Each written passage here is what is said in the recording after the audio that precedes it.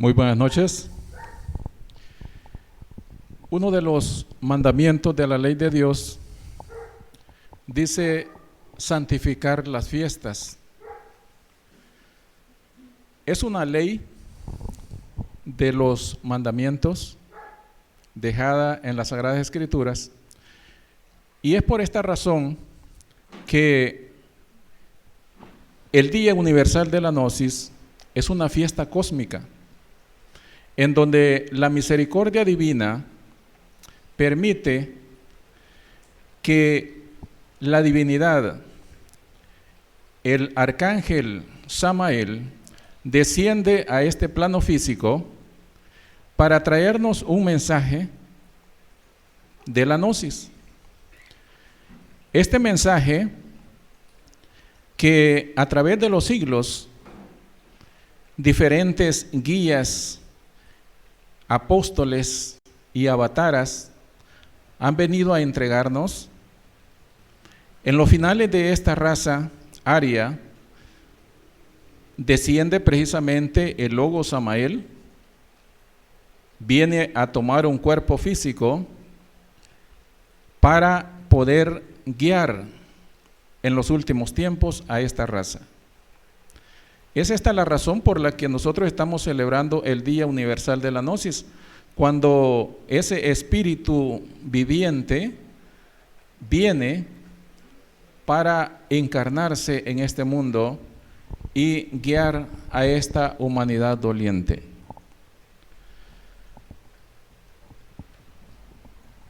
Los evangelios apócrifos, enmarcado en lo que es el tema general de la antropología gnóstica, lleva una secuencia.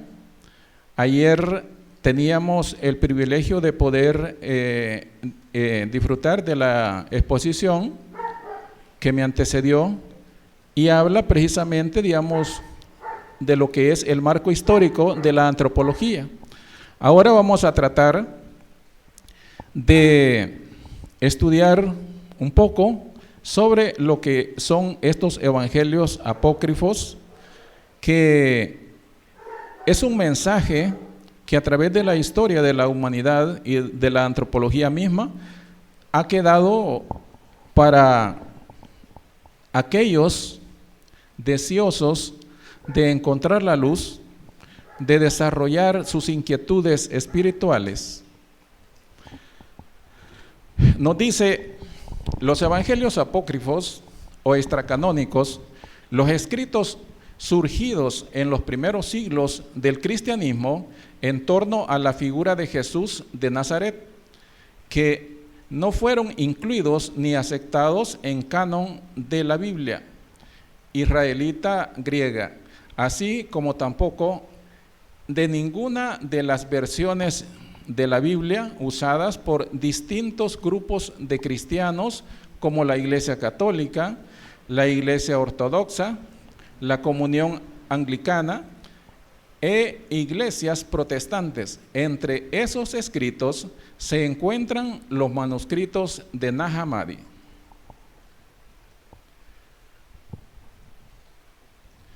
Los evangelios apócrifos o extracanónicos son los escritos surgidos en los primeros siglos del cristianismo en torno a la figura de Jesús de Nazaret, que no fueron incluidos ni aceptados en el canon de la Biblia. El término apócrifo, del griego ato, que significa lejos, y oculto, del latín apócripus, que originalmente significaba ocultar lejos y luego fue derivando en oculto, oscuro, ha sido utilizado a través de los tiempos para hacer referencia a algunas colecciones de textos y de escritos religiosos sagrados surgidos y emanados en el contexto judío o cristiano. Con él se califican una cantidad de libros que las iglesias cristianas de los primeros siglos no reconocieron como parte de la Sagrada Escritura. pero que se presentan con nombres o características que los hacen aparecer como si fueran libros canónicos. En el año de 1947 de nuestra era, se descubrieron fortuitamente en Qumrán, Palestina, los manuscritos conocidos como del Mar Muerto. Ahí se encontraron documentos hebreos auténticos, escritos y utilizados por los esenios. Esta es una escritura didáctica y profética.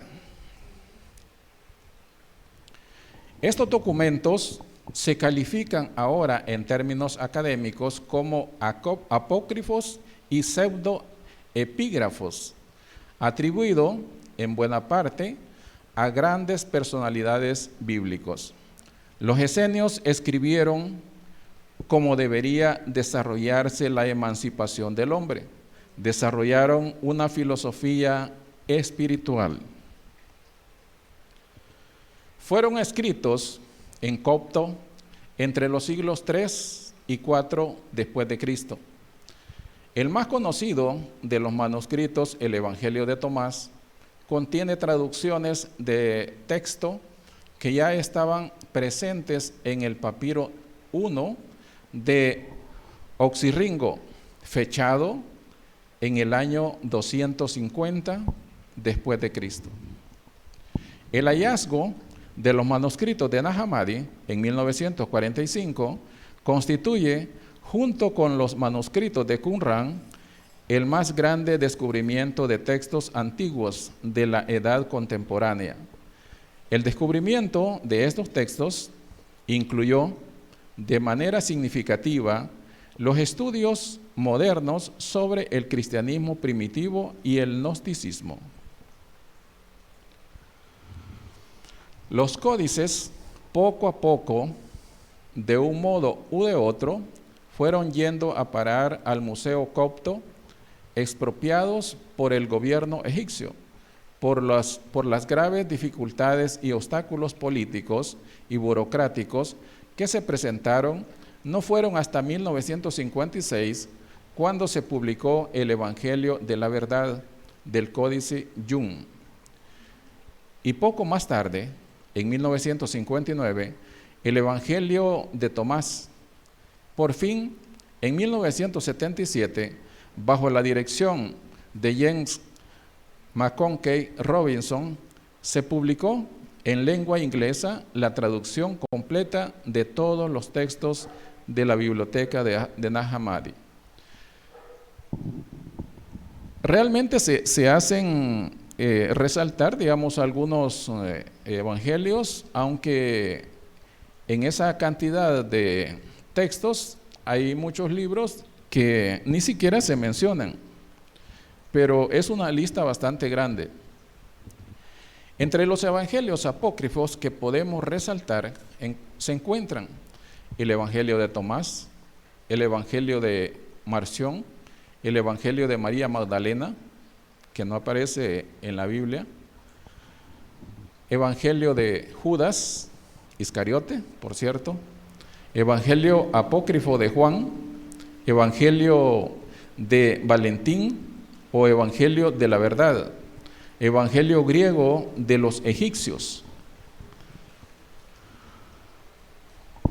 Encontramos, por ejemplo, en el Evangelio de Tomás, uno de los párrafos, porque obviamente el Evangelio es bastante largo, pero uno de los textos que podemos entresacar dice: estas son las palabras secretas que Jesús, el viviente, dijo y que escribió Dídimo Judas Tomás.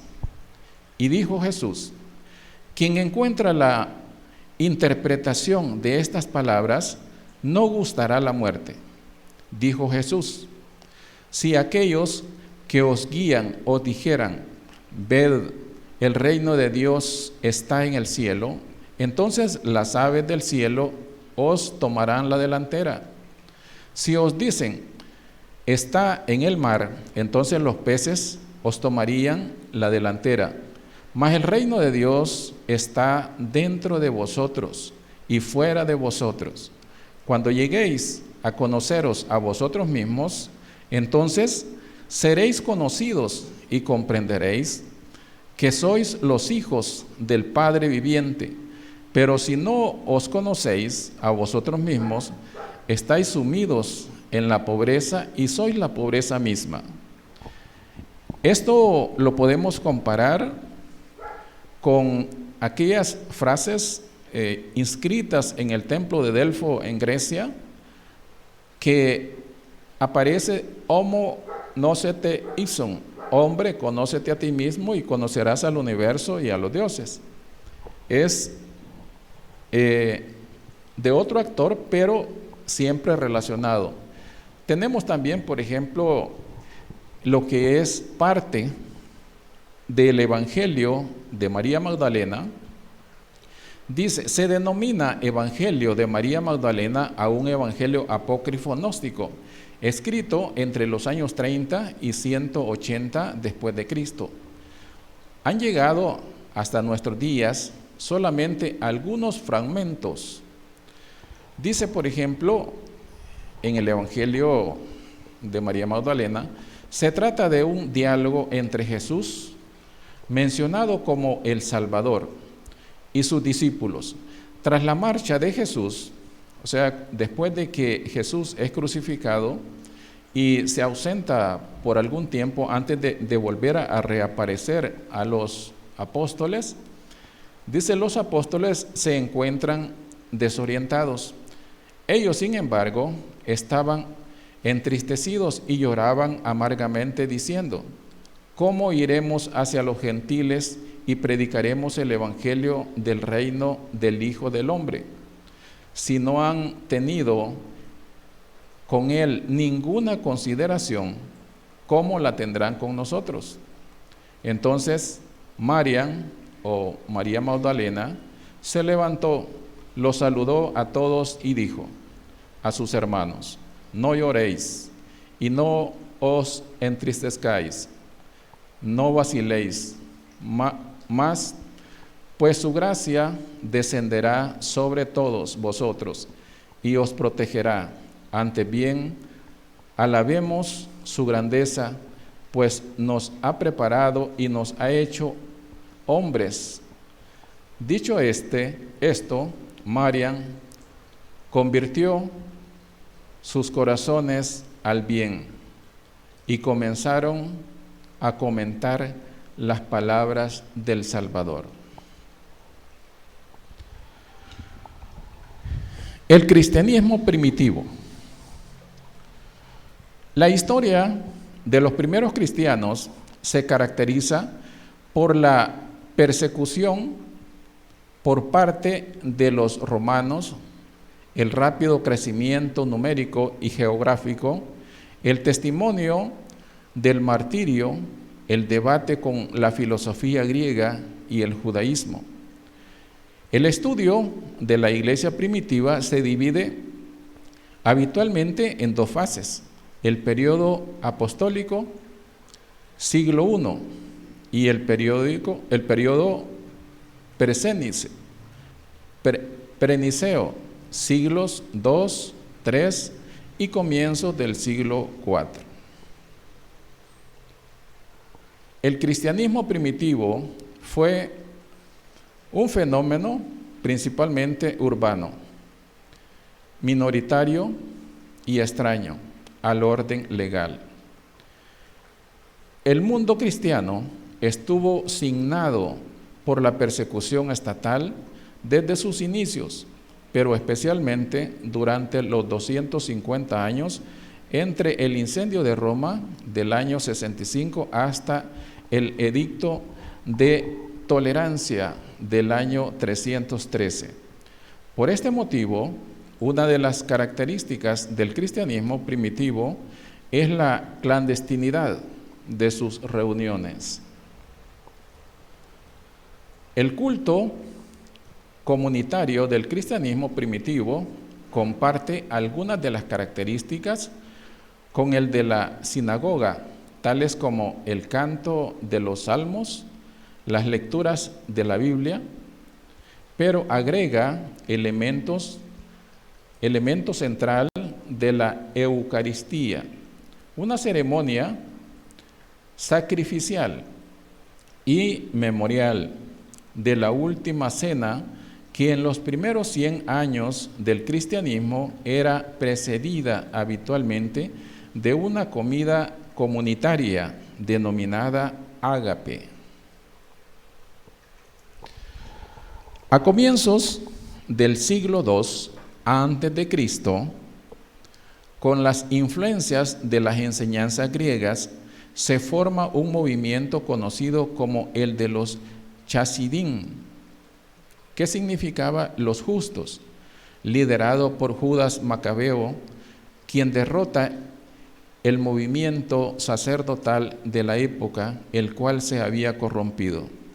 A la muerte de Judas Macabeo, surge un nuevo líder espiritual, al cual nunca se le conoció familia ni origen. Su nombre fue un misterio, solo se le conoció como el maestro de la rectitud. Este maestro se cree que fue el fundador de los esenios. Los esenios, tiempos después, se trasladaron a la comarca de Damasco hacia el año 160 a.C. La palabra esenio del griego esenoi o esaioi se interpreta como santos o piadosos, o del hebreo hacedores, ya que ellos decían: si la Torá lo dice, lo hacemos. Los esenios estudiaban con mucho cuidado ciertos tratados de medicina y las virtudes ocultas de las plantas. Muchos esenios retornaron a Israel durante el reinado de Herodes el Grande.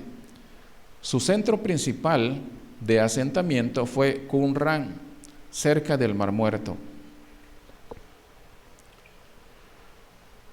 Los manuscritos de Nag Hammadi, conocidos también como Biblioteca de Nag Hammadi, son una colección de textos, en su mayor parte, adscritos al cristianismo gnóstico primitivo, descubiertos cerca de la localidad de Nag Hammadi, a unos 100 kilómetros de Luxor, en el Alto Egipto, en diciembre de 1945. Se trata de 12 códices de papiros encuadernados en piel, y los restos, un 13º, cuidadosamente guardados en una jarra de cerámica sellada, escondida en una gruta próxima, en el macizo montañoso de Jabal al-Tarif, encontrados casualmente por un campesino. En la región donde se encuentra la población de Nag Hammadi, cerca de la cual tuvo lugar el descubrimiento de 13 códices, estaba en auge todo un movimiento cenóbico y monarcal a finales del siglo III, y durante todo el siglo IV, pues en ella se asentó buena parte de la actividad de los conocidos como padres del desierto. Recientemente, el profesor F.G. Bazán contempló la hipótesis, avalada por diversos materiales escritos, que la biblioteca de Nag Hammadi era propiedad de un grupo de gnósticos ascetas que podían convivir con otros grupos en la región de Tebaida, y que más concretamente una comunidad ascético-gnóstica de mujeres y varones de mediana cantidad de miembros, radicada en la zona de Alejandría y en el sur del Cairo hacia el norte. Qumran El origen del cristianismo y su ruptura con la tradición judaica no es tan grande. De hecho, el Nuevo Testamento tiene similitud o similitudes con escrituras antiguas de Qumran. Algunos textos bíblicos encontrados en Qumran son aproximadamente 1000 años más antiguos que los manuscritos hebreos más antiguos que se conocen al día de hoy, lo que les da veracidad. La comunidad de Qumran era una secta judía que entre los años 125 a.C. y 68 después de Cristo enseñaba la humildad, la caridad, el amor a Dios y al prójimo. También esperaban la llegada de un Mesías. Qumran, en hebreo, es un valle del desierto de Judea en las costas occidental del Mar Muerto, en Cisjordania, cerca de Kibbutz de Calia, Israel. La importancia de este es la presencia de las ruinas de Kiryat de Qumran y de las cuevas descubiertas en 1947 y que contenían un valioso tesoro arqueológico y bíblico. Qumran es el nombre árabe contemporáneo dado a unas ruinas donde habría habitado una comunidad, donde habría habitado una comunidad de la congregación judía de los esenios, situadas en una terraza a cerca de 2 kilómetros del Mar Muerto y 13 kilómetros al sur de Jericó, sobre los acantilados que se hallan tras la estrecha franja costera cerca del oasis de Ayin Fesja, a 375 metros bajo el nivel del mar.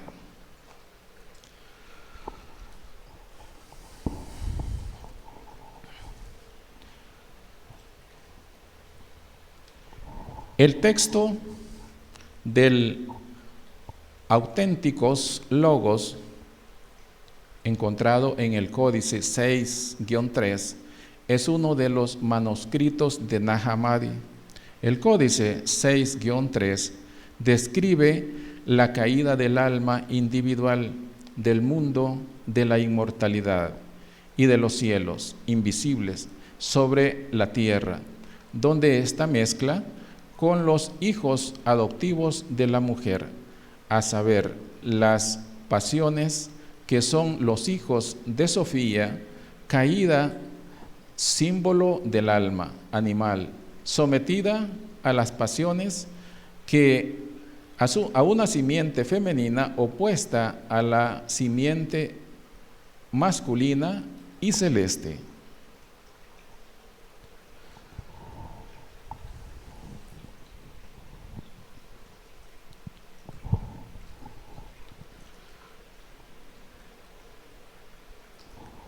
Lo que es el Talmud para los semitas, el Bhagavad Gita para los budistas, el Corán para los musulmanes y la Biblia para los cristianos, es para nosotros la Pistis Sophia.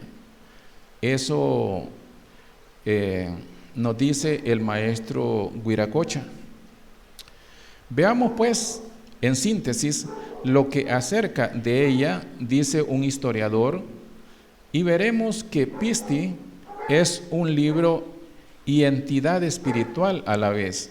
Se trata del libro cumbre de todas las doctrinas gnósticas, el cual fue publicado en latín el año 1851 por Schwarze y Peterman, con arreglo a un código del Museo de Londres, llamado Askeniano, cuya vejez se remonta al siglo III.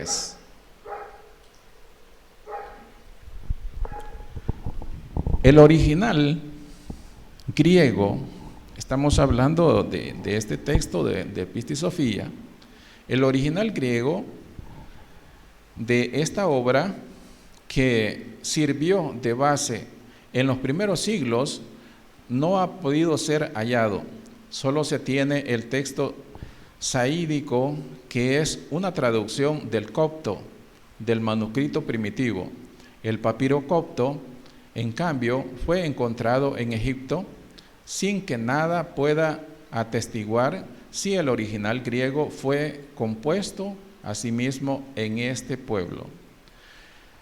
En lo que sí concuerdan todos los críticos es en que esta obra proviene de algunas de las múltiples escuelas o sociedades gnósticas primitivas, creyéndose más bien que pertenecería a los opitas. Pistis Sophia es poder, es teurgia, magia blanca. El gnóstico exige primero el manejo de pistis y luego la comprobación de los hechos. Es pues todo práctica real, efectiva, sin nada de especulaciones a priori. Juan el Bautista fue líder de los esenios en esos tiempos mesiánicos, ya que los esenios vivían en los desiertos, al igual que Juan, que era ya conocido por sus predicaciones y de impartir sus mensajes revolucionarios a las gentes de los pueblos que rodeaban los desiertos, como está escrito en el Nuevo Testamento. Porque este es aquel a quien se refirió el profeta Isaías, diciendo: voz que clama en el desierto, preparad el camino del Señor, haced derechas sus sendas. Esto dice en Mateo 3:3. Los manuscritos del Mar Muerto datan de los tiempos de Cristo. Inclusive, el mismo Juan habló del Mesías en el desierto.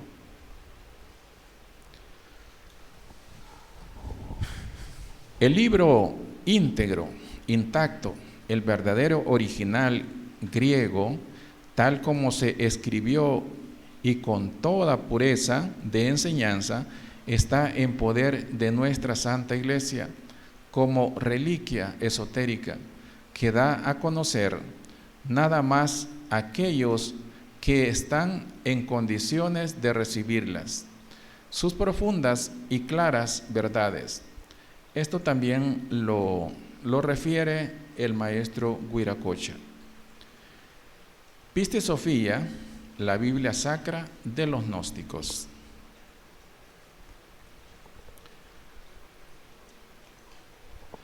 Este manuscrito copto está completo, en un excelente estado de conservación, y contiene material de las escuelas gnósticas valentina u opita. El Pistis Sophia está escrito en el dialecto del Alto Egipto llamado tebano o saídico.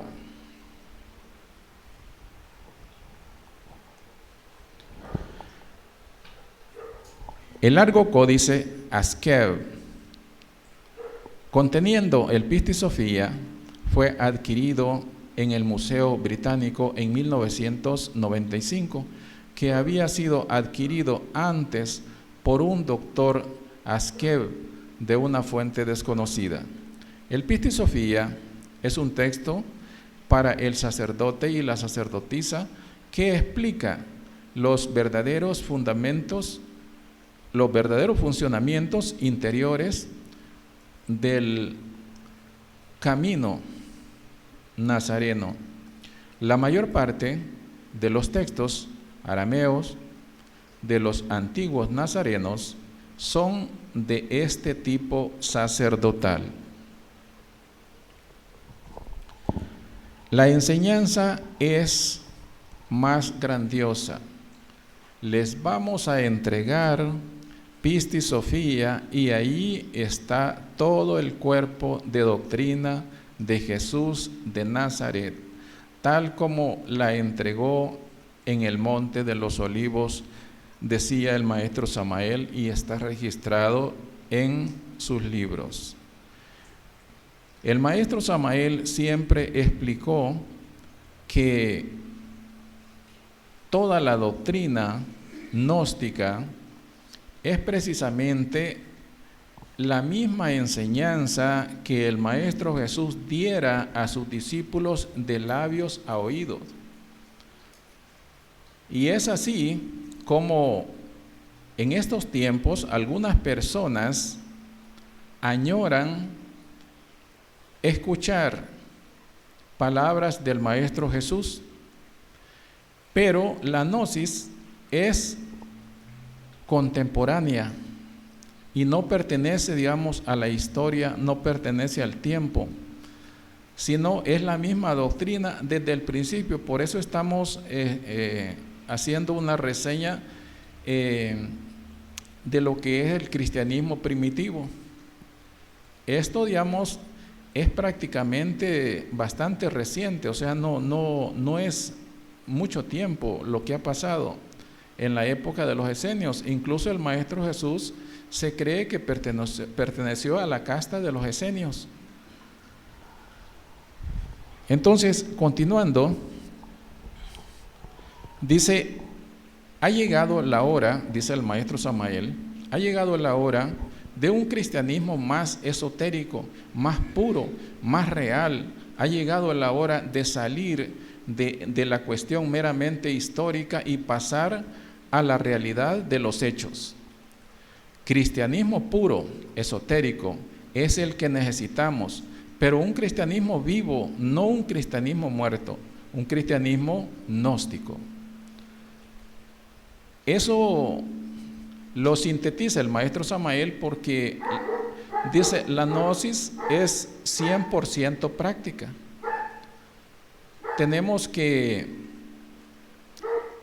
dejar de teorizar y tratar de ser más comprobadores, más investigadores, más exigentes con lo que conocemos. Tratar de salir de las teorías y volver a la práctica.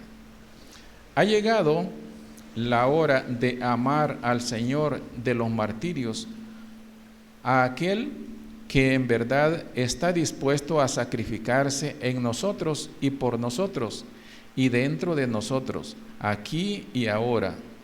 El Cristo íntimo es nuestro Salvador. Esto nos dice siempre, digamos, el maestro Samael. El Cristo íntimo hace más que todo eso. Él viene a nosotros cuando nosotros trabajamos sinceramente en la gran obra del Padre. Cuando nosotros luchamos en verdad por eliminar nuestros defectos psicológicos. Cuando nosotros bregamos por eliminar todos esos yoes que en conjunto constituyen el mí mismo, el sí mismo.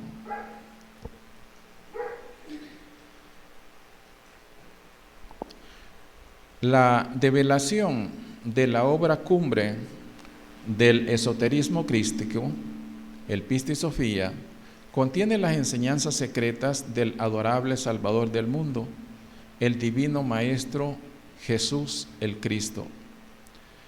Es la máxima develación del quinto fuego ardiente ante el trono de Dios. Es una de las misiones que cumplió en su periodo aquí en la tierra el maestro Samael. Una de las tantas misiones que cumplió es develar veíamos anteriormente de que la versión original fue sacada únicamente en inglés, pero no solamente, digamos, tenía que ser traducida a diferentes idiomas, sino que esto de la develación se refiere precisamente a la interpretación, al significado mismo, porque cuando nosotros leemos estos evangelios apócrifos, leíamos un pequeño párrafo del Evangelio de Tomás, y la verdad es de que no es fácil, digamos, comprender su enseñanza, la forma de predicar, el elevado nivel de sabiduría con el que plasmaron esas obras. Si nosotros, por ejemplo, nos ponemos a estudiar lo que es el Evangelio de Felipe, son palabras, digamos, completamente desconocidas para nosotros, y poder interpretarlas a menos que haya alguien, digamos, que nos lo devele y nos traduzca, digamos, a nuestra propia cultura qué es lo que significa todo esto. Eso es muy importante, que tratemos de comprender que no es tan fácil poder interpretar, ya que no es a través de los sentidos sensoriales que nosotros podemos interpretar, digamos, esta sabiduría, sino que es un lenguaje puramente para la conciencia. Por eso es de que el maestro Samael es bien implícito cuando dice de que estas clases, digamos, estas escuelas, digamos, son cátedras para el alma, no para la mente, son cátedras para la conciencia. Entonces, querer interpretarlas, dice él, a puro razonamiento es algo ilógico, algo imposible. La Pista y Sofía contiene todo el cuerpo de doctrina de Jesús de Nazaret, tal como él la entregó en el Monte de los Olivos. O sea, repito, o sea, lo mismo, digamos, que estudiaban los apóstoles cuando cuestionaban, digamos, al maestro, esto de una forma puramente didáctica para que quedara plasmado, digamos, como una doctrina. Cuando le cuestionaban y le decían: maestro, ¿y por qué a nosotros nos hablas de labios a oído, pero a las demás personas les hablas en parábola? Entonces, el maestro precisamente les explicaba que porque ellos estaban preparados para recibir esto. Entonces, igualmente, digamos, si vemos, digamos, estudiamos, digamos, a Pablo de Tarso, dice de que hablamos sabiduría de Dios entre los que han alcanzado madurez espiritual.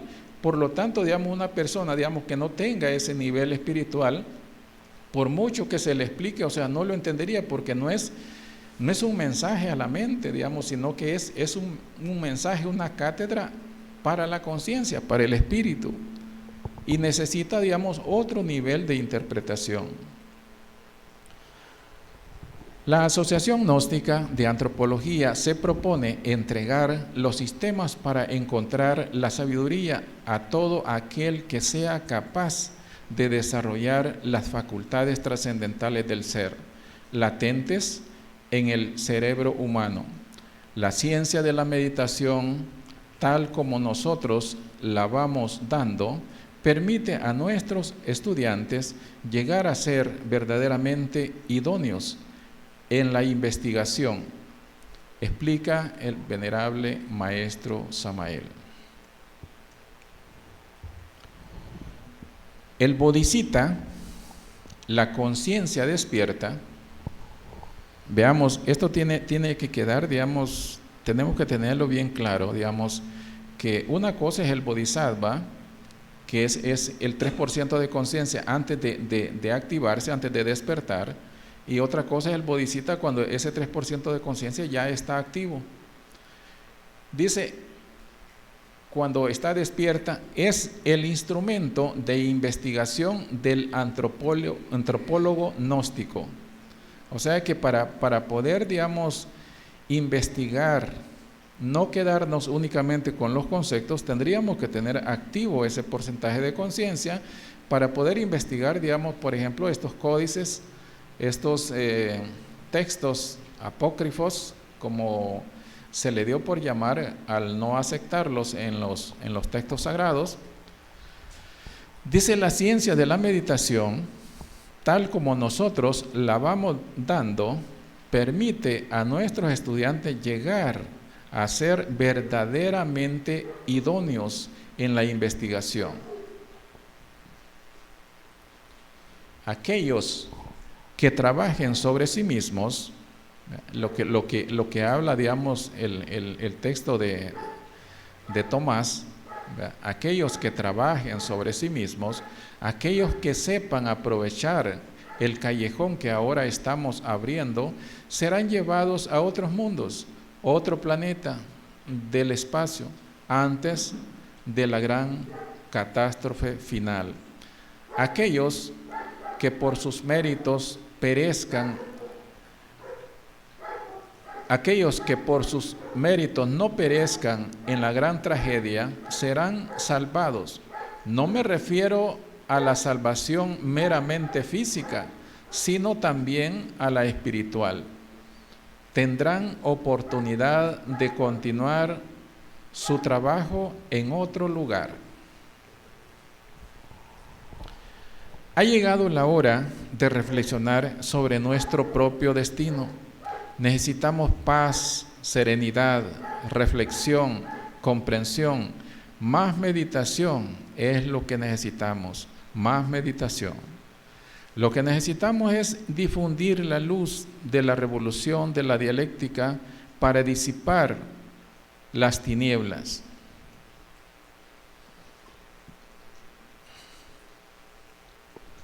A través de la antropología gnóstica podemos evidenciar, a través del desarrollo, digamos, como hemos venido estudiando y los siguientes temas que faltan, dice el maestro Samael, a través de la antropología gnóstica podemos evidenciar la tremenda realidad de que la gnosis brota por doquier, en todas las culturas, en todos los tiempos, en las diferentes edades, en las diferentes latitudes, en las diferentes culturas. Lo que cambia, digamos, es la didáctica, pero la gnosis está ahí, en las piedras, en los papiros, donde quiera, digamos, que esté, digamos, un ser humano, allí está la doctrina gnóstica para que la pueda estudiar.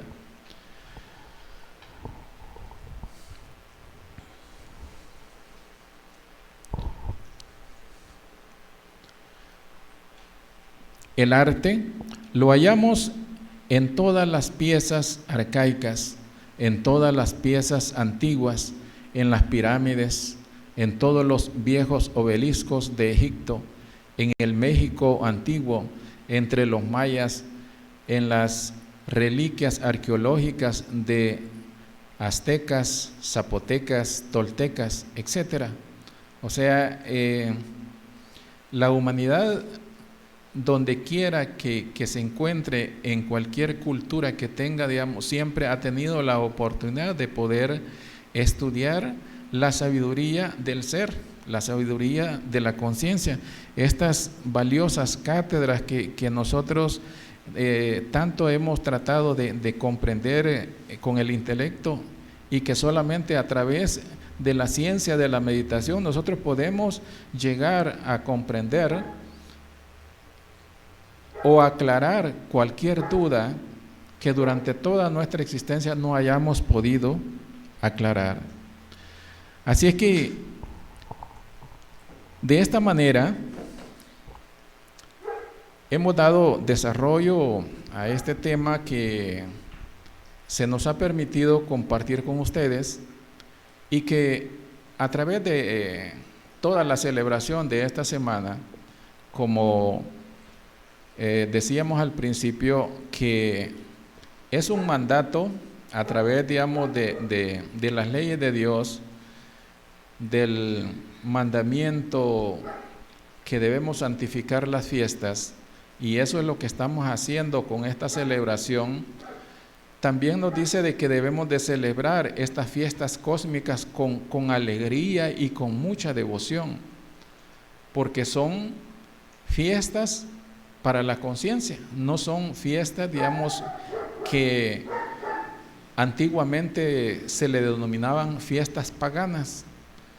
Así es de que vamos a llegar hasta aquí con esta intervención, no sin antes darle las gracias a los maestros y pedir a todos ustedes un aplauso, digamos, para nuestros maestros. Muchas gracias.